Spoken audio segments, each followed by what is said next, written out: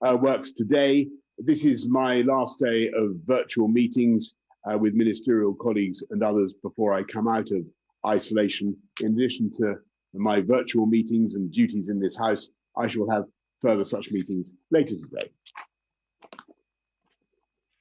We're now going across to Lawrence Robertson in Tewkesbury. Lawrence Robertson. Thank you, Mr. Speaker. Can the Prime Minister guarantee that in any agreement he reaches with the European Union, that British sovereignty will be protected for the whole of the United Kingdom and that the UK will exit the transitional period on the 31st of December as a whole? Prime Minister. Yes, indeed. I can make that guarantee, Mr. Speaker, and our position on fish hasn't changed.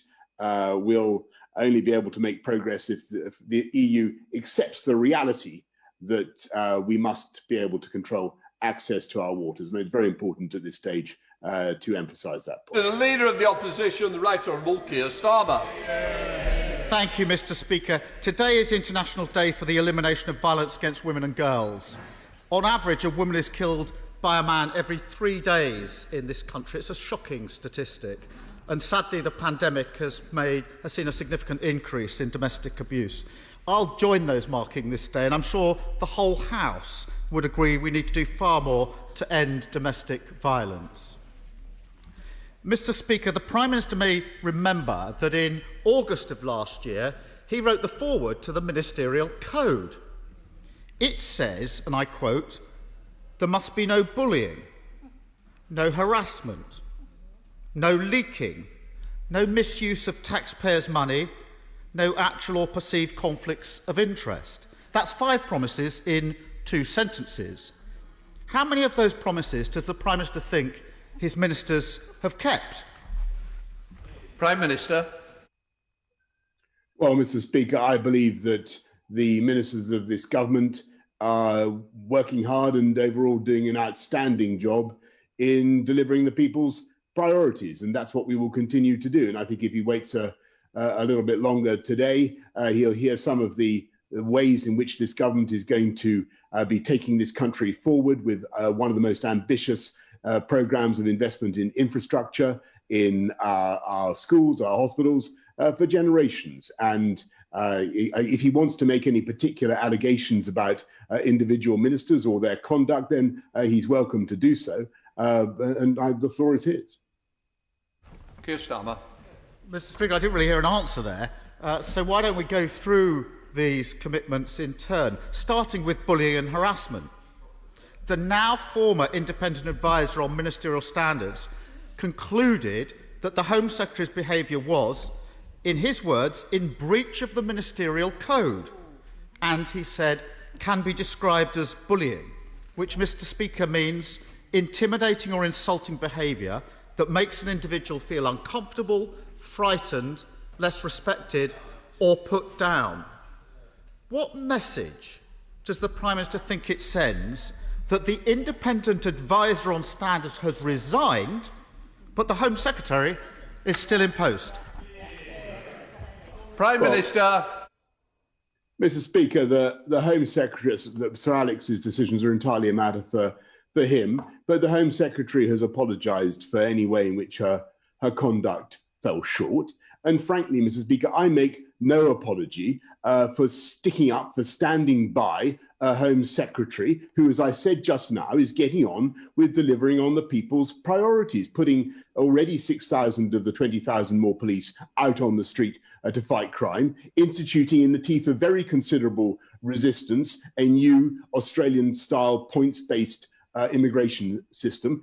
She's getting on with delivering what I think the people of this country want. She's showing a steely determination, and I think that's probably why his side continue to bash her. Keir Starmer. Mr. Speaker, the reality is that any other Prime Minister would have fired the Home Secretary, and any other Home Secretary would have resigned. So I think we'll chalk that up as one broken promise. On to the next. No leaking. Over the summer, we saw repeated leaks about which areas would go into restrictions. The Prime Minister's plans to go into a second national lockdown were leaked all over the national papers, resulting in a truly chaotic press conference. And we've seen more leaking in the last 24 hours. This serial leaking is causing huge anxiety to millions of people about what's going to happen next. Now, I know there's supposed to be an inquiry underway, but can the Prime Minister tell us, is he any closer to working out who in his government is leaking this vital information? Prime Minister.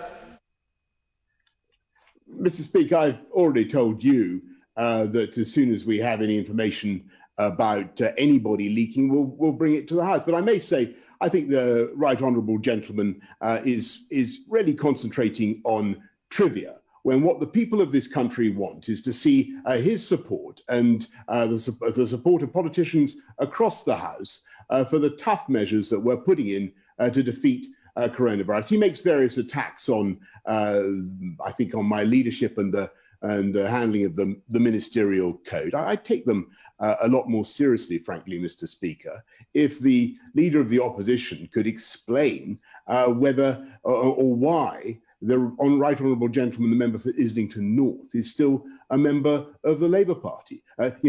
Does he support the right honourable member for Islington North continued membership of the Labour Party? Yes or no? Why doesn't he answer that question? I think I'll just answer the fact that it actually is Prime Minister's questions, not Leader of the Opposition questions. Keir Starmer. Reasonable question, Mr. Speaker.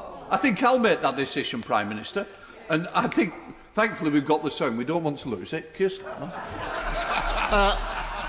It was your end last time, by the way. Thank you, Mr. Speaker. The difference, of course, is that I'm tackling the issues in my party. He's running away from the issues in his. And I take it from his answer. I take it from his answer that he's no idea who's leaking from his government. So I think we put that's another one in the no column. Moving on. Perhaps the most serious of the promises under the code: no misuse of taxpayers' money. For weeks, I've raised concern about the government's spraying taxpayers' money on contracts that don't deliver. The problem, Mr. Speaker, is even worse than we thought. This week, a Cabinet Office response suggests that the government purchased not 50 million unusable items of protective equipment, but 180 million. And a new report this morning by the National Audit Office identifies a further set of orders totalling £214 million for face masks for the NHS that it can't use. So will the Prime Minister come clean? How many hundreds of millions of pounds of taxpayers' money has been wasted on equipment that can't be used? Prime Minister. Mr. Speaker, actually 99.5%, to answer his question directly, 99.5% of the PPE, the 32 billion items of PPE that this country has secured, conformed entirely to our clinical needs once we checked it. And I think of all the lines of attack, the pathetic lines of attack that we've heard so far, this is the feeblest. Because if you remember, Mr. Speaker, we were faced with a national pandemic that on a scale that we hadn't seen before, and the government was being attacked by the Labour Party for not moving fast enough to secure PPE. I remember the right honourable gentleman saying that we needed to unblock the blockages in the system and that we needed to shift heaven and earth to get it done. That's what he said at the beginning of the pandemic. Then he complained that we moved too slow. Now he's saying that we moved too fast. He's got to make up his mind what his attack is. Keir Starmer. Well, it's obvious that either the Prime Minister doesn't know how much taxpayers' money has been wasted, or he doesn't care. So far, Mr. Speaker, that's bullying, harassment, leaking and misuse of taxpayers' money. I must say, Prime Minister, it's not looking good so far, so let's press on. The next one is no actual or perceived conflicts of interest. Where do I start on this one, Mr. Speaker? Last week, we learned that suppliers with political connections were 10 times more likely to be awarded government contracts. This week, the Sunday Times reports that the Health Secretary appointed one of his closest friends to a key advisory role. This friend also is a major shareholder, as it happens, in a firm that specialises in lobbying the government on behalf of its clients, and some of those clients have secured tens of millions of pounds of government contracts during the pandemic. Was the Prime Minister aware of this apparent conflict of interest? Prime Minister.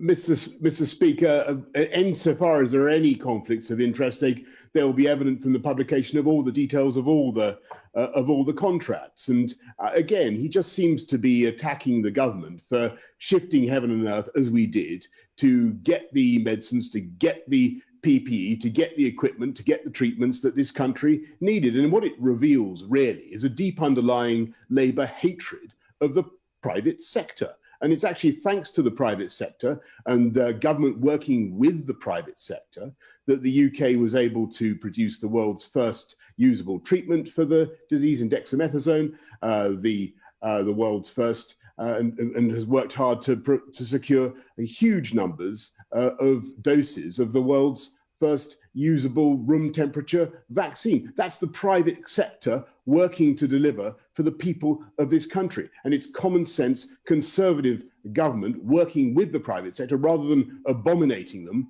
and relying exclusively on some deranged form of state control. How else does he think we could possibly have done it?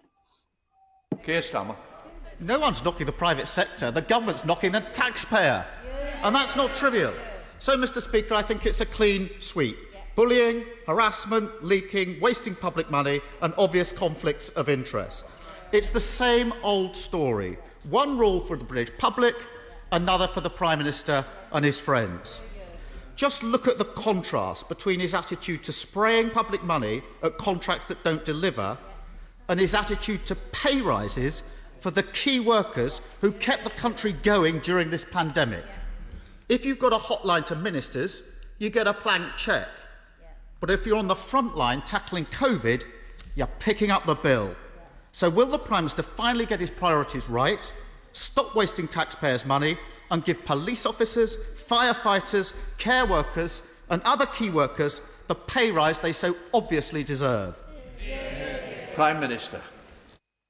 Mr. Speaker, it's this party and this government that has given key workers, public sector workers, above inflation pay rises this year, as he knows, for police, for the army, for nurses are now getting 12.6% more than they were 3 years ago.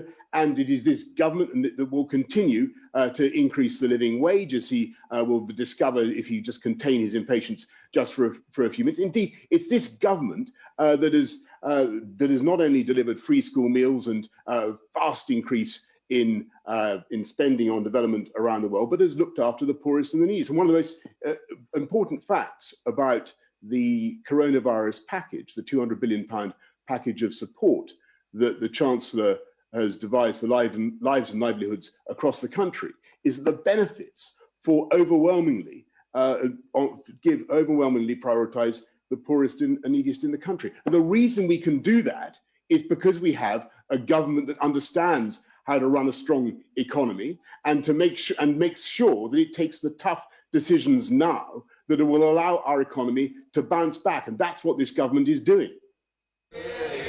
Laura Trott. Thank you, Mr. Speaker. Can I welcome the promised increase in education funding? And I look forward to hearing the detail this afternoon. Can I ask the Prime Minister that some of this money is spent on school building repairs, particularly for voluntary controlled and multi-academy trusts, such as Orchards Academy and West Kingsdown in my own constituency? These types of schools were unable to apply for the most recent round of funding and are in urgent need of repair. Prime Minister. Yes, indeed, Mr. Speaker. And that's why we've allocated an additional £560 million this year for essential maintenance and upgrades in the school estate, on top of more than £1.4 billion. And in Kent, £20 million is going to Kent Local Authority, including West Kingsdown Church of England Primary School, and nearly £6 million to Kemnall Academies Trust, Mr. Speaker. And I would encourage my honourable friend to continue her excellent campaign. Let's head up to Scotland with Leader of the SNP, Ian Blackford. Ian Blackford.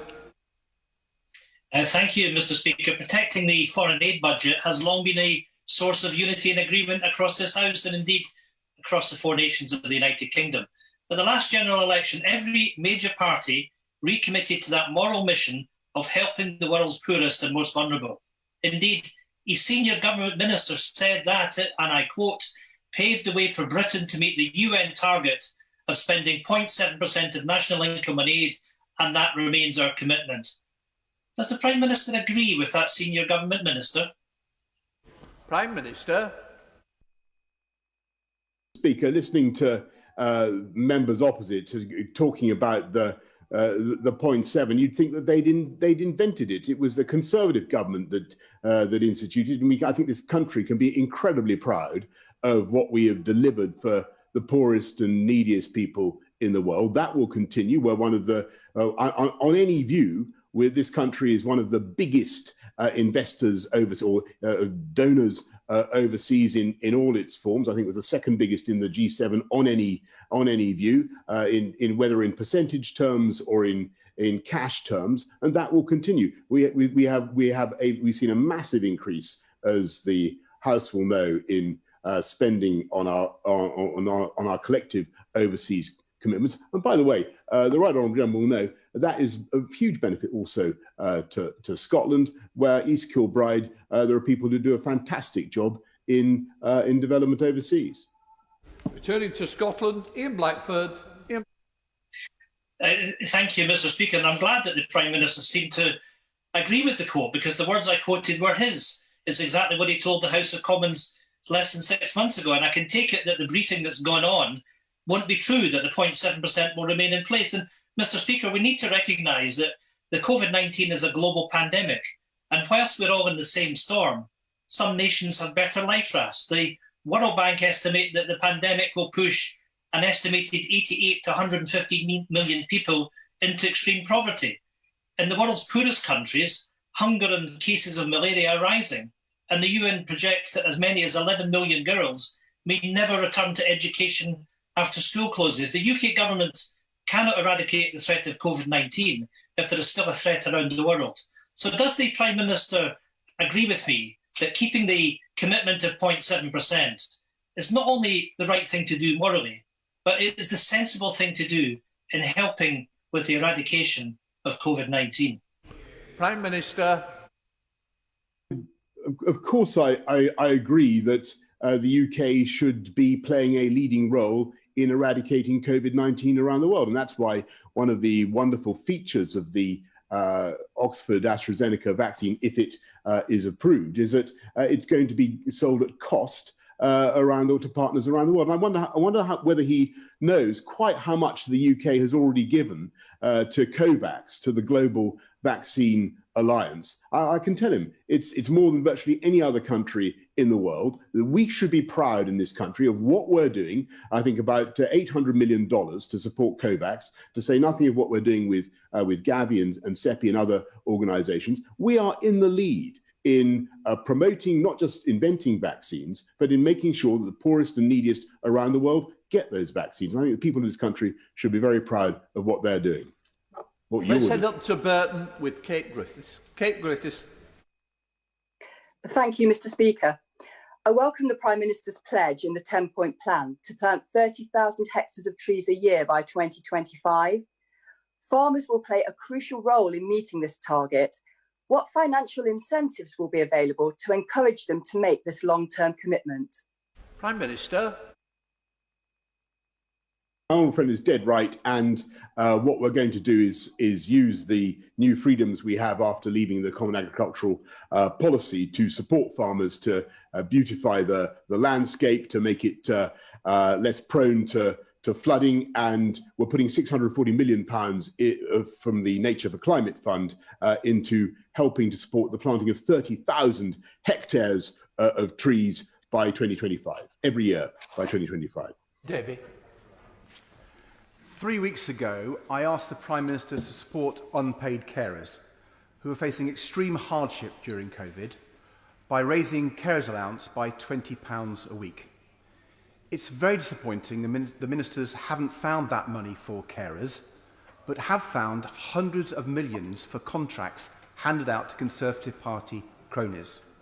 Mr. Speaker, it's Carers' Rights Day tomorrow, so can I ask the Prime Minister again, will he either raise carers' allowance by £20 a week, as Liberal Democrats are campaigning for, or will he explain why Conservatives think unpaid carers don't deserve extra help?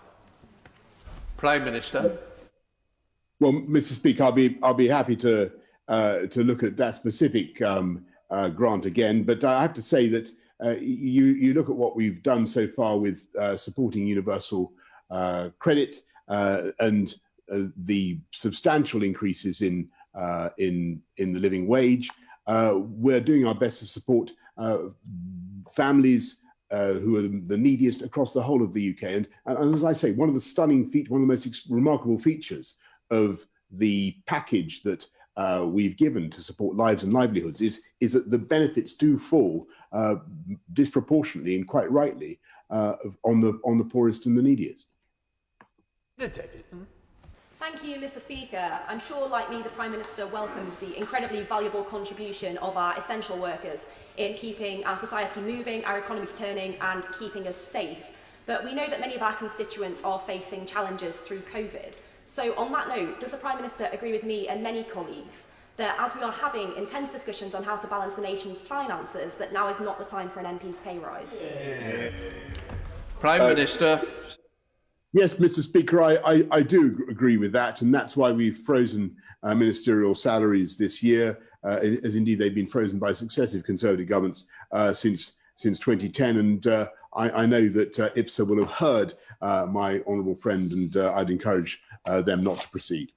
Let's go over to Northern Ireland with Stephen Farry. Stephen Farry. Thank you, Mr. Speaker. The Northern Ireland business community is extremely concerned that it is now impossible to be ready to fully implement the protocol from the 1st of January. Their top priority is to ask the EU for an adjustment or grace period. This request is based on respect for the protocol and is not about an extension to the transition period. Will the Prime Minister give his support to this ask? Prime Minister.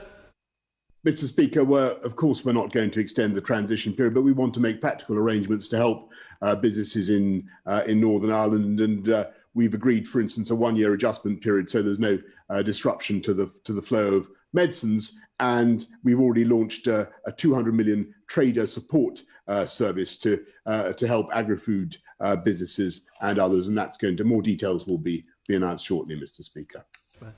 Thank you, Mr. Speaker. Flood risk from new development is a key concern for many of my constituents, highlighted by a case in Ickford, where developers promised that flood risk would be a once-in-a-100-year eventuality, yet the village has flooded 3 times this year alone. With that in mind, will my right honourable friend commit to seriously beefing up the way flood risk is assessed and treated as part of the planning process? Prime Minister.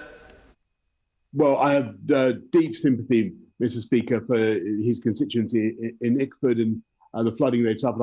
I know Ickford. What I can say is it's very important that local authorities do follow the rules in making their planning decisions. I'm sure he would agree. And we're making a huge £5.2 billion investment in flood defences to protect the 300,000 homes that are at risk across the country. Mr. Speaker, the Greater Manchester Metrolink tram system cuts carbon emissions, improves air quality and reduces congestion on our roads. As part of the post-COVID recovery plan, will the Prime Minister commit funding to extend the tram network from East Didsbury to Stockport Town Centre in order to improve access and give much-needed support to businesses and communities in my constituency? Prime Minister. I'm grateful to the honourable gentleman. I will study the plan he proposes with care, though I should tell him that there is already a massive infrastructure programme underway already, and it may be that as the Chancellor will shortly announce, and it may be that in due time the scheme he proposes could benefit from those investments. Let's head to Romford with Andrew Rosenell. Andrew Rosenell.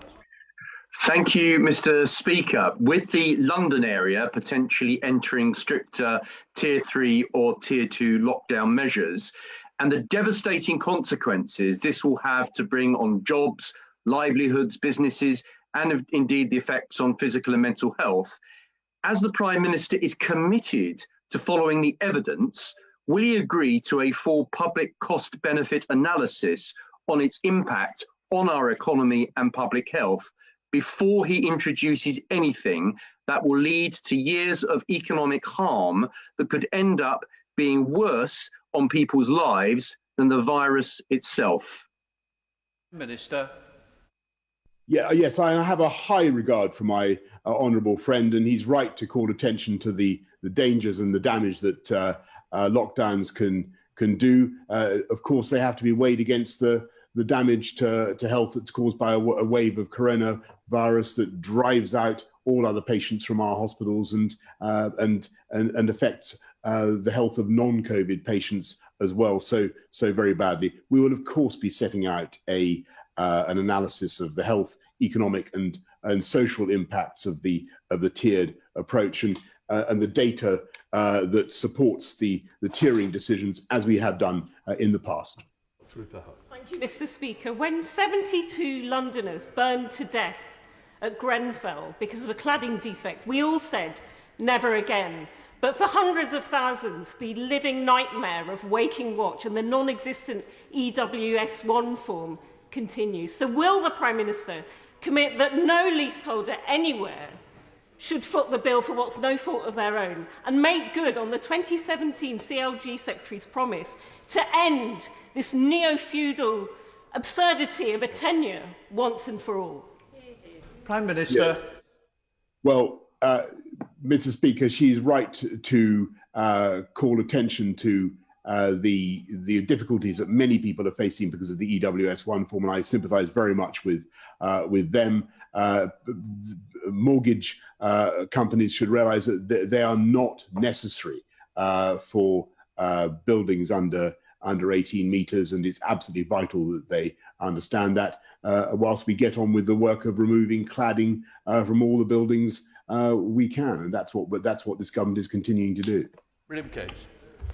Thank you, Mr. Speaker. I welcome plans for a green industrial revolution, particularly commitments to public transport. But delivering sustainable rural bus services has always been a challenge. But in my constituency, South Pennine Community Transport is trialling a new low-cost, low-carbon bus service that we believe could be a model to transform rural bus services across the UK. So would my right honourable friend meet with me and South Pennine Director Kevin Carr to discuss this model and look at how some of the government's £5 billion commitment to buses can be used to transform rural services? Prime Minister.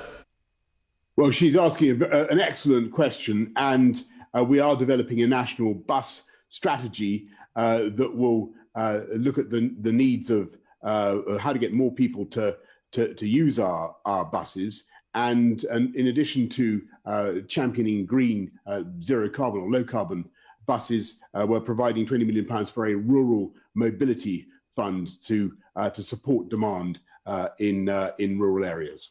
Reeves. Thank you, Mr. Speaker. Food bank use in my constituency has been increasing steadily as working families, including public sector key workers, struggle to make ends meet. Can the Prime Minister therefore tell us whether he thinks the median pay of teaching assistants of just under £14,000 and nursing auxiliaries of £18,000 is enough to live on? And I'll ask the Prime Minister again, instead of delivering a public sector pay freeze later today, will he instead give these key workers a well-deserved pay rise? Prime Minister. She's right to value key workers and the amazing job that they do, particularly teachers and teaching assistants. And they've done a fantastic work in getting our kids back into school over the last few months, and they continue to do an amazing job. And I'm proud actually of the work we've done, not just to increase public sector pay with inflation busting package in July for the third year running, but also for what we're doing to support the record increases in the living wage, delivered, Mr. Speaker, by a Conservative government, invented by a Conservative government, because Conservative governments can do these things because we understand how to run a strong economy. Thank you, Mr. Speaker. Lincolnshire has one of the highest populations of veterans in our country, and as such, can I warmly welcome the recent announcement to boost funding for our armed forces. Does the Prime Minister agree that one of the best ways in which we can help our veterans is to encourage employers to hire a hero? Prime Minister. Absolutely, Mr. Speaker, and I thank my honourable friend for the campaigns that he's running to support veterans, and we support schemes such as that run by Jerry Hill and his team at Hire a Hero, and we are encouraging businesses to hire veterans with a new national insurance tax break for businesses that do so, and of course making it easier for veterans to join the civil service. Thank you, Mr. Speaker. Bio Yorkshire will place York at the heart of the global bioscience economy. It will cut carbon by 2,800 kilotons, create 4,000 green-collar jobs, upskill 25,000 workers and return £5 billion to the Treasury. The government are supportive but are delaying investment until at least the devolution deal. Unemployment in York is soaring. We need this investment now. Will he start the recovery by investing in Bio Yorkshire? Rachel, Prime Minister. Mr. Speaker, as she knows, the government is committed to the 10-point plan for a green industrial revolution, which will generate 250,000 jobs across the country just in the immediate term. I hope very much that Bio Yorkshire will be amongst the beneficiaries, and I can't see any reason why it should not. Hammond. Thank you, Mr. Speaker. The news of the COVID vaccine is great for both my constituents in Wimbledon and across the country. But I believe when my constituents get sick, they should have the right to the highest quality access to healthcare. And the plans to improve and invest in St Helier Hospital would do just that. Would the Prime Minister work with me to ensure that those plans are brought forward as quickly as possible, despite the opposition from local Labour politicians? Prime Minister. Yes, indeed, Mr. Speaker, and how typical of Labour or politicians locally to oppose what they call for nationally. I'm proud that we're going ahead with a brand new state-of-the-art hospital that's going to be built in Sutton, and with most services staying put in a modernised buildings at Epsom and St Helier. The new hospital will come as part of the government's commitment, as I say, to build 48 hospitals by 2030 in the biggest hospital building programme of a generation. Let's head to the Goa with Tony Antoniazzi. Tony Antoniazzi. Thank you, Mr. Speaker. Thank you, Mr. Speaker. In the summer, we stood on our doorsteps and clapped for all of our key workers. Today, they will be hit once again with a real terms pay cut to their wages by the Chancellor's pay freeze. Now, Mr. Speaker, I really do wonder, does the Prime Minister actually realise that claps don't pay the bills? Prime Minister. Mr. Speaker, I think the Honourable Lady would recognise that at a time when the private sector, when the UK economy has been so badly hit, when private sector workers have seen falls in their incomes, it is right that we should be responsible in our approach to public finances, and that's what we're going to be. But be in no doubt that the commitments that we have made have been outstanding so far, above inflation increases for public sector workers just in July, 12.6% increase for nurses over the last 3 years, biggest ever increase in the living wage, and more to come in just a minute if she'll contain herself. Richard Fuller. Mr. Speaker, last month, the Year 6 students at the Edward Peake Church of England Middle School in Biggleswade wrote to me about the impact of lockdown and their ideas for promoting a healthier planet, including encouraging people not to put waste into the sea, planting more trees and building more electric cars, making more nature reserves and cleaning up the waterways, encouraging more local electricity production and reducing air pollution so children can see the stars. So will the Prime Minister join me in thanking the students and their teacher, Miss Twitchett, and tell the House if their ideas can play a part in his green plan? Prime Minister.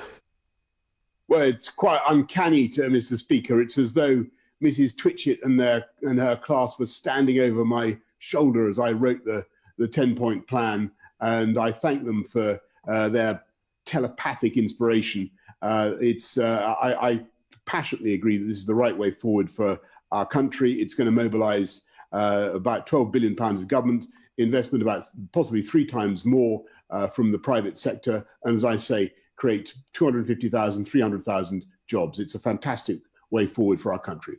John Trickett. I'm sure that the Prime Minister will share the pleasure which all of us have in the great engineering skills which are displayed in our country, especially in the north. And that one of the great jewels in the crown are the engineers at Rolls-Royce. But is he aware that Rolls-Royce are about to offshore 350 jobs for the north of England? That will be a devastating blow to that part of the country and remove part of our national industrial infrastructure. Does he agree that the campaign of the workforce is in the national interest to retain those jobs in our country? And finally, will he use everything in his power to ensure that that offshoring does not take place? Prime Minister. Can I just say to the honourable gentleman, he's so right to support Rolls-Royce, one of the great companies in our country, and we want to make sure. Obviously, Rolls is suffering at the moment from the problems in the aerospace sector, the fact that no one is flying. When you make a lot of your money from servicing aero engines, as Rolls-Royce does, it's a very difficult time at the moment. We're keen to work with Rolls to ensure that Rolls-Royce, to ensure that company has a long-term future as a great British company. And he's making an excellent point, and I can assure him that the government is on it. That's it. Speaker, I'm aware there are obviously no perfect options at the moment, but can I raise with the Prime Minister the issue of pubs and bars who will be affected by the Tier 2 restrictions? Many of these, such as Yorkshire Ales in Snaith in my constituency, have invested considerable amounts of money into being COVID secure, and they will now be denied access to their valuable pre-Christmas trade. Can the Prime Minister look again at those Tier 2 restrictions, and if not, look at what other financial support can be offered to those bars and restaurants that cannot offer a substantial food offering during this period? Prime Minister. My honourable friend is completely right about the need to support local business, and particularly in the hospitality sector. And he should know that in addition to the £3,000 grant for businesses that are forced to close, we've got another a grant of £2,100 per month for businesses that in the hospitality and accommodation sector. That's on top of the support that we've given via furlough, obviously, and via business rates and the cuts in VAT, which are obviously intended to support the hospitality sector as well. I am keenly aware of how difficult it is for those pubs, bars, restaurants, hotels that are will face a tough time in the tiers as we come out next week. We will do our level best to support them. I should say we're also giving 1.1 billion to local councils to help them support businesses that are facing difficulties. But I just want to say one thing to the House as we come out of the lockdown. The way forward is not just through the vaccine, which we hope we will be able to start rolling out in the course of the next few weeks and months, but it's also this prospect of mass community testing. And I want to pay tribute to the people of Liverpool who have really stepped up, and in huge numbers, hundreds of thousands of people in Liverpool have been tested, and that seems to have helped to drive the virus down in Liverpool. And we want to see that type of collective action stepping up to squeeze the disease happening across the country. So and that, I think, is a real way forward that will enable the hospitality, accommodation, hotel sector to come out of these restrictive measures quicker than has been recently possible. We've got two new very important scientific developments. That is to answer the question, Prime Minister. I'm very pleased that the House of Commons has been able to help deliver an improvement to the sound and vision from number 10 today. But we'd like our kit back this afternoon, Prime Minister. Right, in order to allow the safe exit of honourable members participating in this item of business and the safe arrival of those participating in the next, I'm suspending the House for 3 minutes. Order.